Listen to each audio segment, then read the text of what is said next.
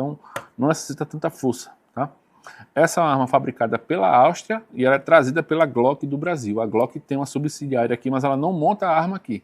A arma é fabricada na Áustria e enviada para cá e distribuída pela Glock do Brasil, ok? Ela tem comprimento total de 197 milímetros, vai dar aí 18,7 centímetros.